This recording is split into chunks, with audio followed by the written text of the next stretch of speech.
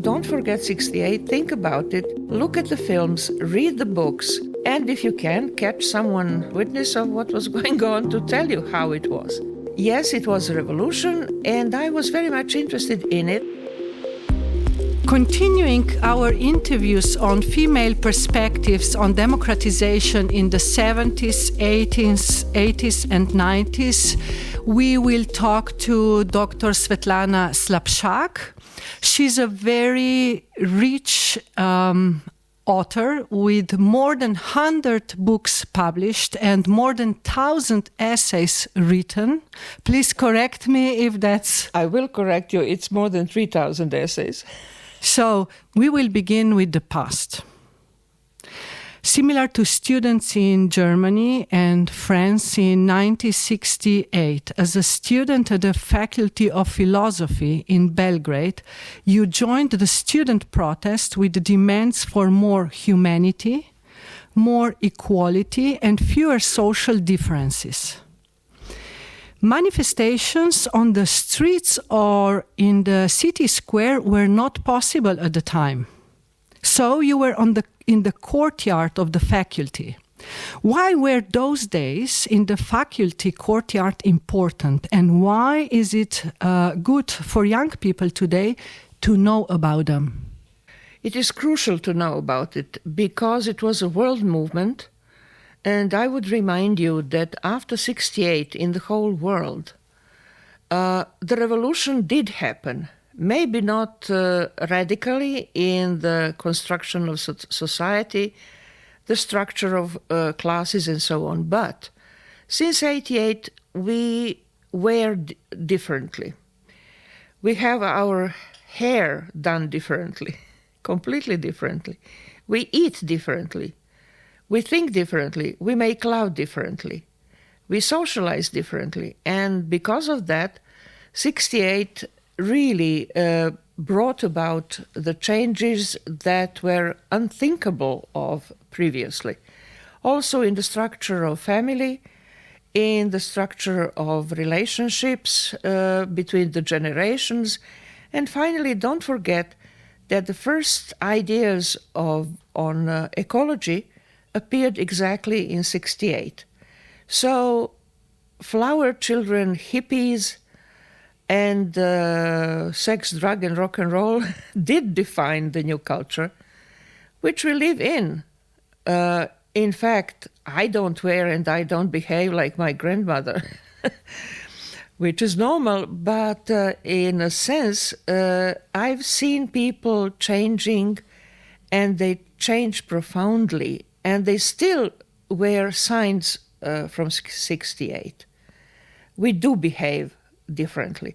So don't forget 68, think about it, look at the films, read the books, and if you can, catch someone witness of what was going on to tell you how it was.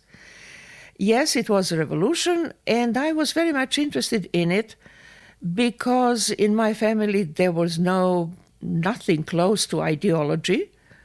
I had a grandmother which had very feminist views, very liberal views, and my mother also, but my grandmother was even more radical in it, because she was what I call a spontaneous feminist.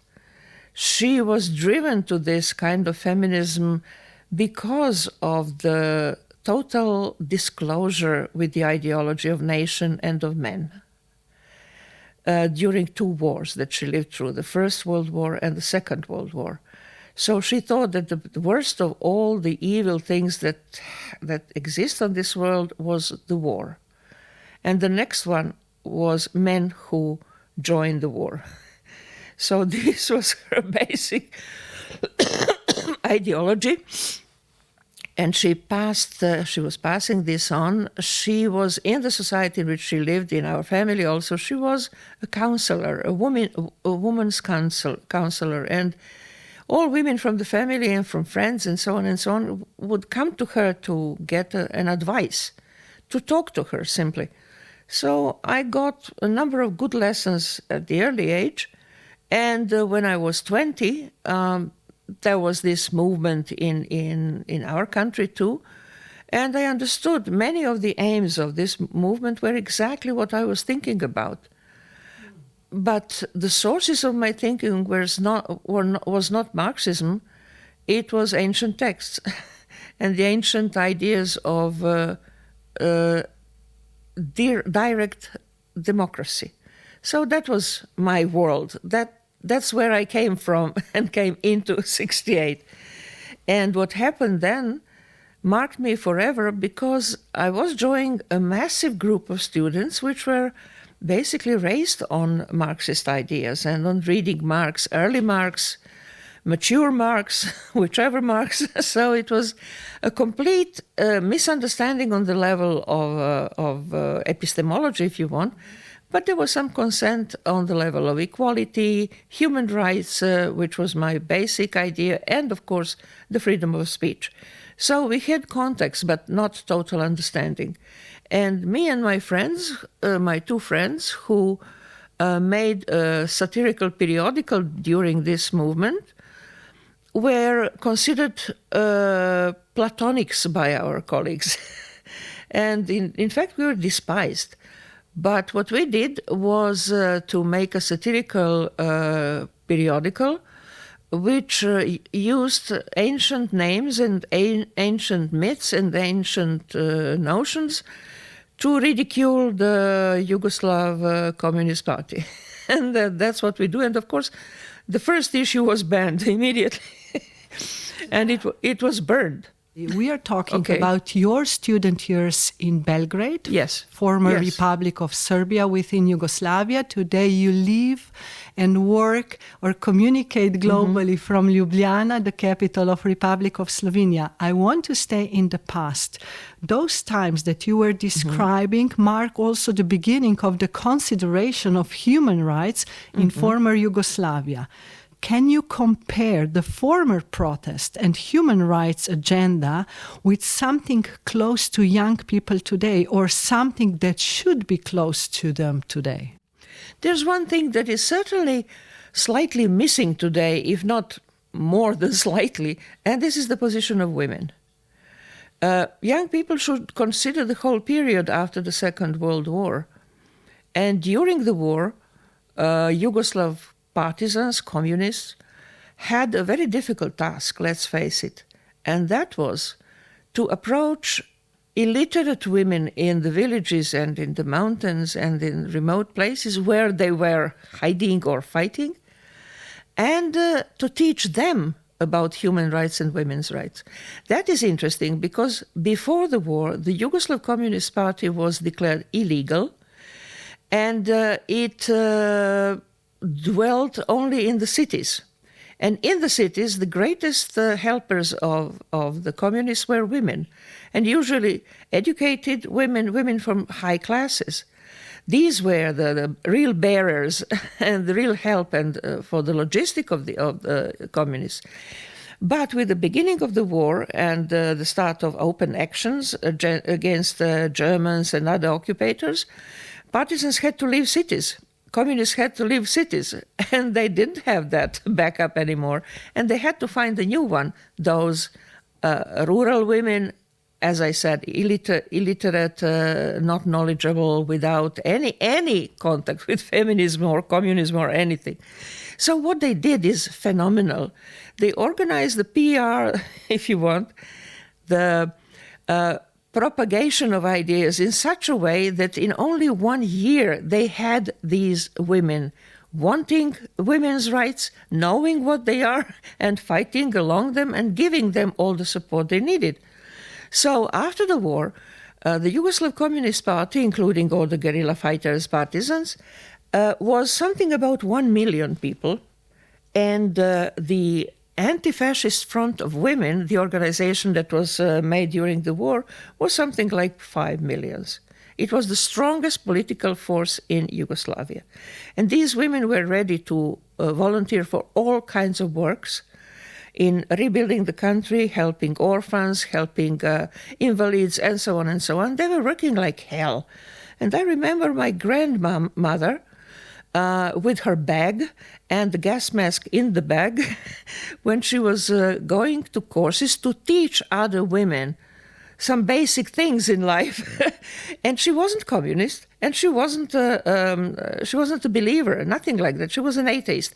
But she felt the need and the common spirit to work for women because they got the new rights. And these rights were fixed in the new laws. And these laws were applied. So yes, I was born into a society in which a woman was a legal subject with all the rights and some privileges. Many privileges, in fact. So the position of women after the Second World War in Yugoslavia was in many aspects better than today. There was no criticism about abortion. There was no criticism about women taking high places and so on and so on. But this didn't last long. And we should remember that the first political reason to destroy this massive women's movement was another historical event which ensured the importance of liberty of Yugoslavia. And that was the moment when Tito, the president, decided to separate himself, to detach himself from the Soviet Union. It was a risky move. And at that moment, that was in 1948, exactly the year when I was born, that tanks were all around Yugoslavia. Hungarian, Bulgarian, and so on. And the crisis on the west with Trieste was not solved yet. So he did this very risky movement, which meant at the same time some internal decisions which are not so good at all. One of them is that massively people who were still in mind pro-Soviet were sometimes harassed and also taken to camps and very cruel lagers and prisons, and they were tortured for many years and so on and so on. That was one aspect. The other was that he, in fact, the Communist Party, not himself, but the Communist Party demolished the Anti-Fascist Front of Women because it was the strongest political force in the country and it could turn pro-Soviet. So women remained with their rights, and some women remained in the nomenclatura, in the Communist Party higher stratum, but psychologically and collectively, they lost a lot. And so the road was open to the next move, which came something like 15, 20 years later, and that was the Communist Party of Yugoslavia decided that the introduction of consumerism would help them survive financial and other problems that they faced.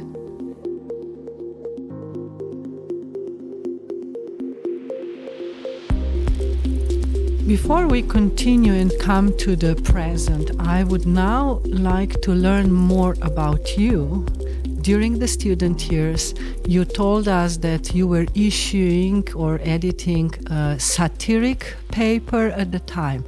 I'm interested in two things. So how the media of the time was reporting about you as rebellious students, and how you were perceived in public.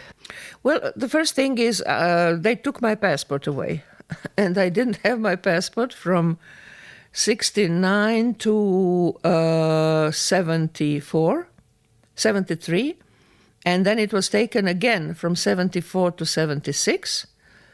And then I got it back, and they only took it from me again in 1988. So some 7 years I was without a passport. I was supposed to be trialed as my other friends from the student movement in the 70s, but I was lucky, or something else was playing a role. I was invited to the talk with the judge concerning this process, which was being prepared, and I stayed there for about 12 hours.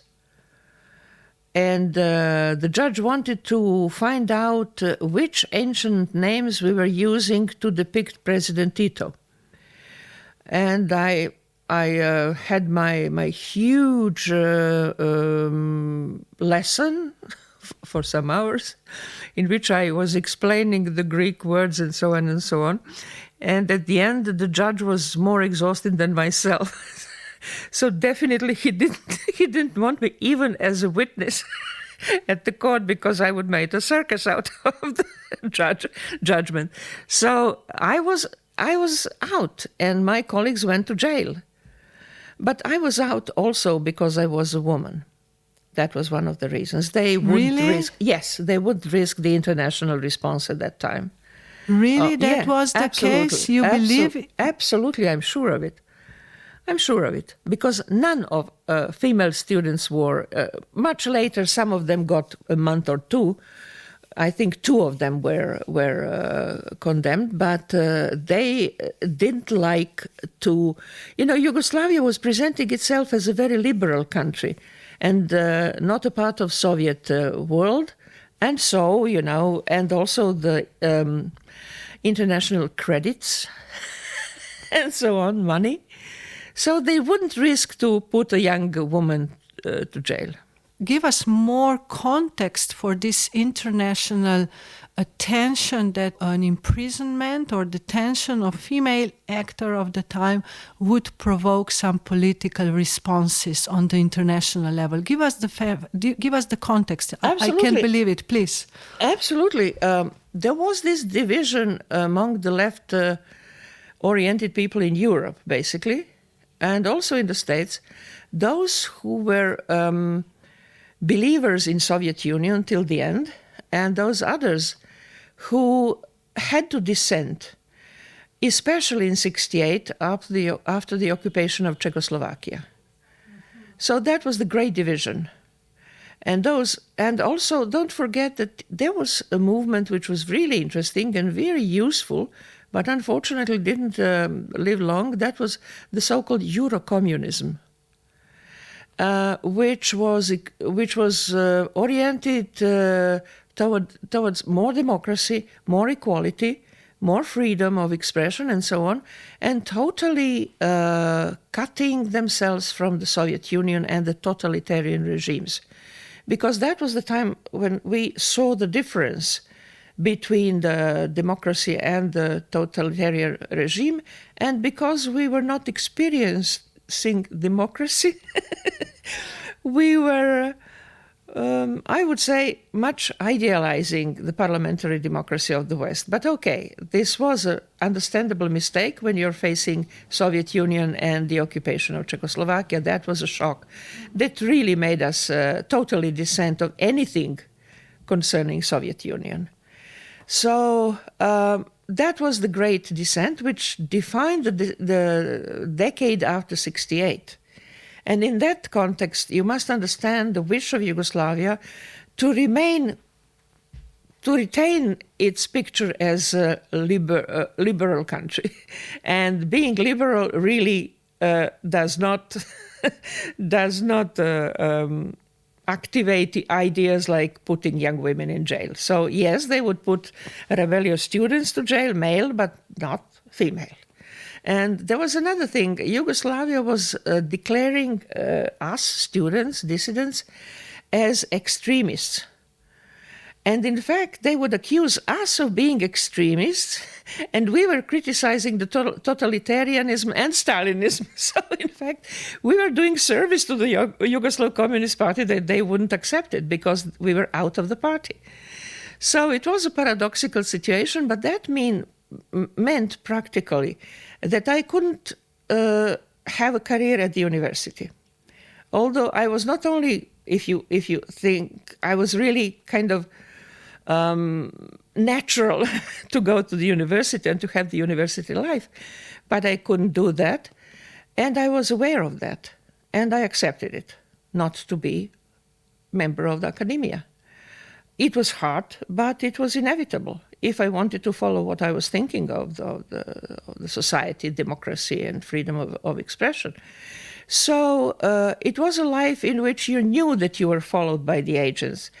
And a few times they would wait for you before your house, and they would beat you up, which happened to me. They broke my arcade and so on and so on.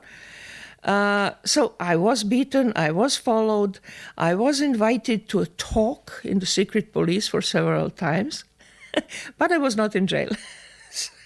And I didn't have a career. So it was a life of, of the underworld in many ways. 3 o'clock in the morning, my good friend would knock on my door and say, "Here are some papers, hide them." So it was, I can laugh at it today, but it wasn't so laughable at that time. So yes, then I would give my paper to my mom, and she would hide them. So nobody would come to her. So but it was a very creative life. I was debating all the time with the people I loved.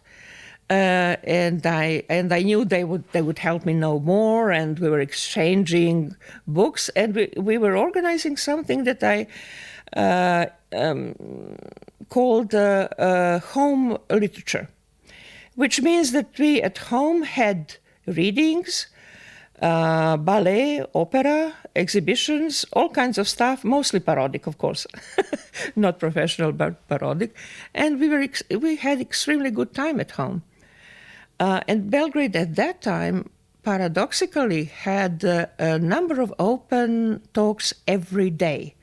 So you can just choose where you go to listen to people who would provoke the system and so on. But the focus of all this was the fact that Yugoslavia did not officially have a censorship. So the state insisted on not having censorship, but they would control everything through their network of people. So when you were writing or performing or saying something, you would think of how to do it. And that's why I confirmed that with open mind and reasonably. I confirmed that, in fact, that helped our intelligence.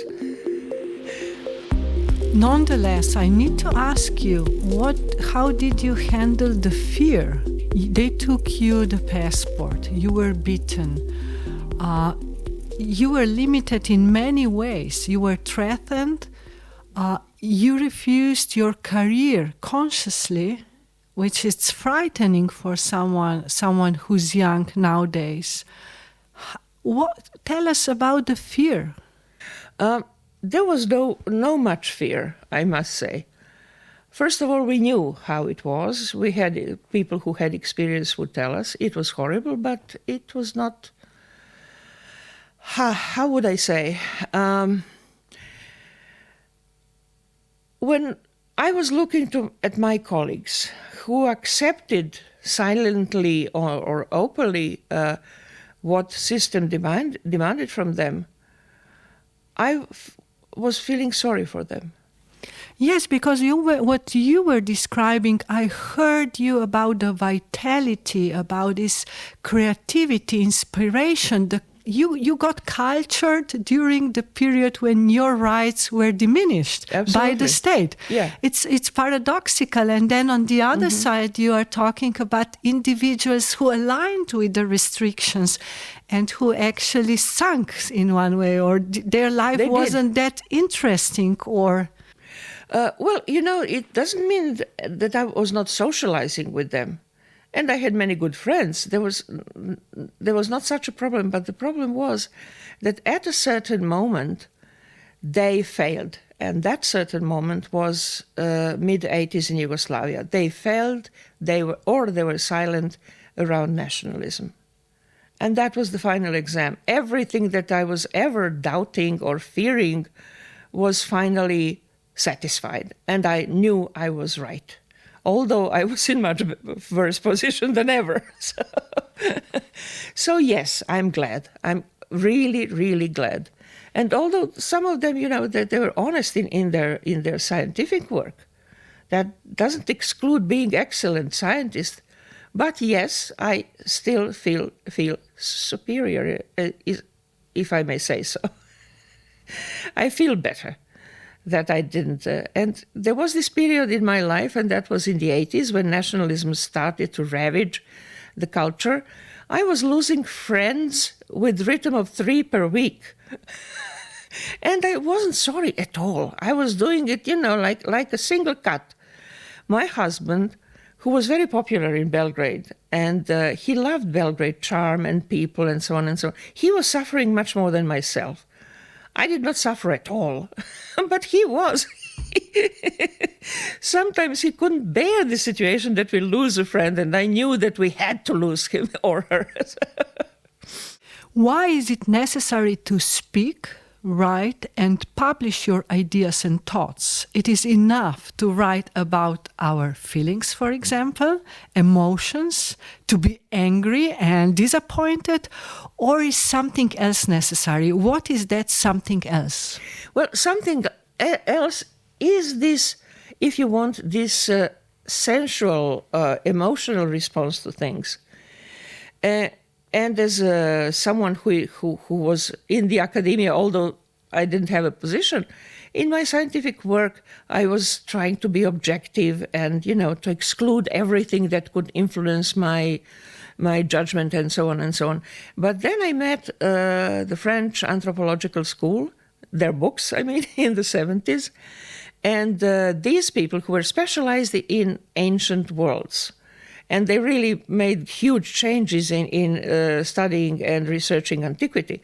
These people did not ever stop or cut their political engagement in being against death penalty in Algeria, being against colonialism, being for the equality, being active participants in 68, and so on and so on. So, yes, it was possible not only to be a scientist and to write also about other things, because you are legally responsible for what you think, and intellectually responsible even more, but also because they were citizens, they were living creatures, they were humans, they couldn't avoid being emotional about things, which they could rationalize. But today, in the era of disinformation, of fake news, of it's important to know that when your emotions are addressed, there is a huge possibility that there is a lie involved or a propaganda or a manipulation. Can we take important decisions based on emotions, or we need something else? No, emotions which are developed from your knowledge. Thank you. But, we are living, if I may add, we are living in a world which is very similar to the European dark part of Middle Ages, which is lots of horrible beliefs and superstitions and so on, and the Nazi regime as we saw it during the Second World War. So this combination is mortal for culture. And lie and disinformation and fake news are the substantial part of it. They couldn't survive without it. So our fight today should be really a very serious fight against the new Nazism and fascism. Otherwise, we won't survive. What would an influencer need to succeed in promoting solidarity and camaraderie to be as successful as, for example, the influencer Andrew Tate, whose influence among young men is based on an extreme offensive and degrading attitude towards women, and promises that his fellows will also become rich like he did? Mm-hmm. Yeah, it's disgusting. But not only disgusting, let's face it, what he does and what many influencers, male and female, do is, of course, is just for money.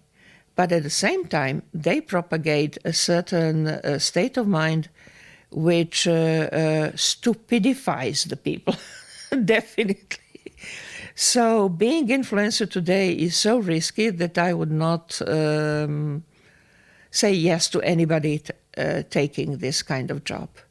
It's too dishonest, it's too fake, it's too capitalist, it's too based on exploitation of people who are poor and poor-minded. So it's really disgusting. And on the other hand, you let your imagination flow and you think about how would it be that if we had influencers who would propagate truthfulness, honesty, debate, democracy, equality, and so on. Many tried. You were one of them and never succeeded to become a fashion. No, I never succeeded. But of course, I wasn't influencer. I mean, only technologically. So, yes, I'm very glad if anyone reads my text, but and that's obvious that I couldn't reach very large masses. And in fact, I'm not sure that I would like it. But do you have an answer why solidarity, for example, it's not popular? You know, why it doesn't caught. We know solidarity when a natural catastrophe happens and then citizens really come together and become one force and they're willing to help those who are in need. But why on the political level we cannot agree on solidarity and have then debates to make choices what will work for a community as a whole? But that's exactly what direct democracy does. Meeting of people, and then unfortunately, there's a curtain between people and those who are elected to represent them. And this is, at this moment, it's unsurpassable. Because our MPs are driven by ambition and money, and they think they enter a different world once they enter the parliament or any other representative body. And they are completely inebriated with power. And they don't see any link between them and those who elected them. Two questions. The first one, how to resist the belief that a single voter cannot change anything? What to replace the myth that nothing can be done with, so that one person cannot change the system? Is that true, or do you have an answer? I have an answer that, in fact, if you join with other people, if you work together, you never have a sense that your voice doesn't mean anything. On the contrary. And when you lose arguments, you always have examples to convince other people. And one of the examples in Slovenia is the referendum on waters, in fact. And that was clear. A small group, if not 2 or 3 persons, started an action, managed to include people, managed to expand, managed to debate, managed to travel and to move all around, and they got enough people to vote for such a radical, important decision.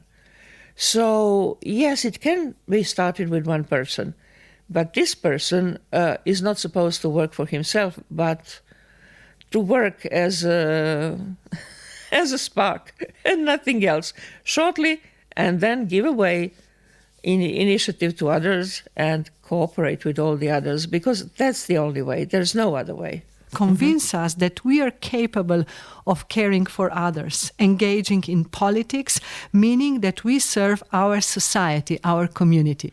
But of course, that's the only aim of politics. Any other aim is a lie. The only aim is to be useful to others. How to stop the belief in your generation, in my generation, and in younger generations that it's pointless to engage in politics and that's pointless to follow media? Let's tell them exactly what they are. Lazy people. That's a problem. You are lazy when you think like that. Lazy in your body and lazy in your mind. And that's your own responsibility. If you think that all are the same, then please retire from life, public life, retire from friends, from love, from everything, because you are not decent enough to participate. So the whole thing is, let's not convince these people, let's insult these people to make them change, because there's no other way. It's not long ago that we were witnessing the war in former Yugoslavia. We are now witnessing the war in Ukraine. We are witnessing war between Israel and Hamas. What should we do to encourage and strengthen the peace movement? The only way that could help is the Gandhi way. And the Gandhi's way in India was to engage millions who were ready to sacrifice their bodies to produce a change. That's not possible in Europe. The only way Europe could form a new rise of pacifism would be a complete change toward migrants. If the position toward migrants would change in the sense that they would be equal and welcome and not demanded to adapt, but to be demanded to participate, that would change the situation radically. And that would also change the mentality of people. And then we could really negotiate to end the wars. Because the situation today in Europe is very, very similar with the situation in Europe at the beginning of the 30s. To most people, it was clear what was going to happen. And there was no way, and there was no body, and there was no institution or state who would be able to stop it. So the only way to stop it would be to at that moment in the 30s, to have hundreds of thousands of people on the frontier of a country which would be attacked the next day. And that was predictable. It was impossible. It was simply impossible. It's a total utopia, as the utopia would be to make people go to Palestine today. But on the other hand, if you say to Palestinians, come immediately, go away, and put them to ships and ship them to Europe and give them everything to continue their lives, at least temporarily, the situation would be totally different, because what is going now is genocide, and the only way to avoid genocide today is to evacuate everything. Yes, evacuate temporarily the land and help these people recover, get their therapies, get their food, get their logistics, help them for a while. In fact, organize Europe as a spa for all the immigrants and all the participants in the war which do not want to be there. So face it, we have to save people and lives. Nothing else matters.